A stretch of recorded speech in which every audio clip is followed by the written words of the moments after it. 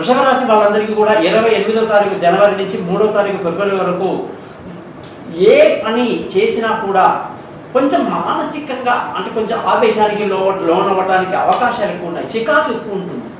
ఆ చికాకు కారణం ఏంటంటే అష్టమంలో శుక్రుడు ఉండడం వల్ల, శత్రు క్షేత్రంలో ఉండడం వల్ల. ఈ చికాకులు పోవాలి అంటే ఎక్కువ మాట్లాడవద్దు, తక్కువ మాట్లాడాలి.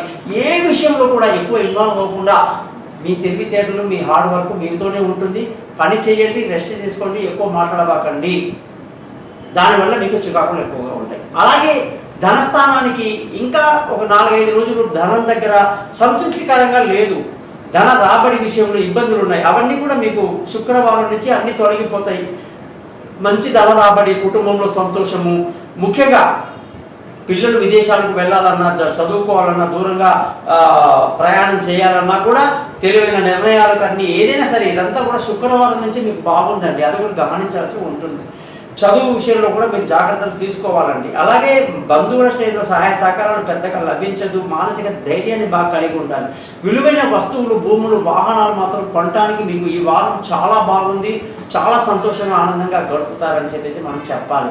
ముఖ్యంగా మీ యొక్క జాతకంలో ఆరోగ్యపరమైన విషయాల్లో మీరు చాలా జాగ్రత్తలు తీసుకోవాలి. అజీర్ణము, కడుపుకు సంబంధించినటువంటి ఇబ్బందులు, అలాగే ఎక్కడ పడితే అక్కడ సమయానికి భోజనం చేయక ఇబ్బందులు పడే అవకాశాలు ఉంటాయి. కాబట్టి అలాంటి విషయాల్లో మీరు జాగ్రత్తలు తీసుకుంటూ ఉండాలి. ఏదైనా లోన్కి అప్లై చేస్తే ఇంకా కొంత టైం పడుతుంది. కాబట్టి శాంతంగా వెయిట్ చేయడం మంచిది.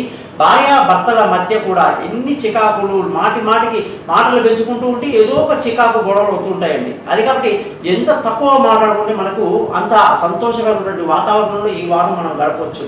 ముఖ్యంగా పార్ట్నర్షిప్లో దెబ్బలు పడే అవకాశాలు ఉన్నాయి. అదృష్టం మాత్రం బ్రహ్మాండంగా ఉంది. అన్ని రకాలైనటువంటి అదృష్టానికి సంబంధించినటువంటి పనులు ఏదైనా చేయండి, సక్సెస్ అనేది గ్యారంటీ ఉంటుంది. తండ్రి సహకారంతో అన్ని పనులు పూర్తి చేస్తారు.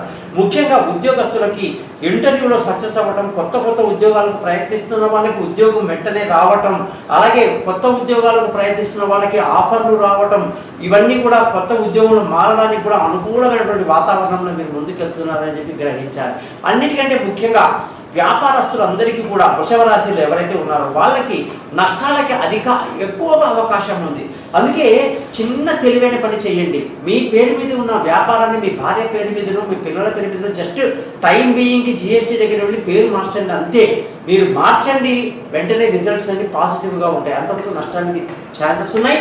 అలాగే ఖర్చుల విషయానికి వస్తే విపరీతంగా ఖర్చులు ఉండే అవకాశము ఉంది. కాబట్టి ఆ విషయంలో కూడా మీరు జాగ్రత్తలు తీసుకోవాలని చెప్పేసి తెలియజేస్తూ, జ్యోతిషంగా ఏదైనా డౌట్స్ ఉంటే నన్ను కాంటాక్ట్ చేయండి. ప్రతిరోజు కూడా శ్రీ సూక్త మంత్రాన్ని బ్రహ్మాండంగా వినండి. సక్సెస్ మీదే.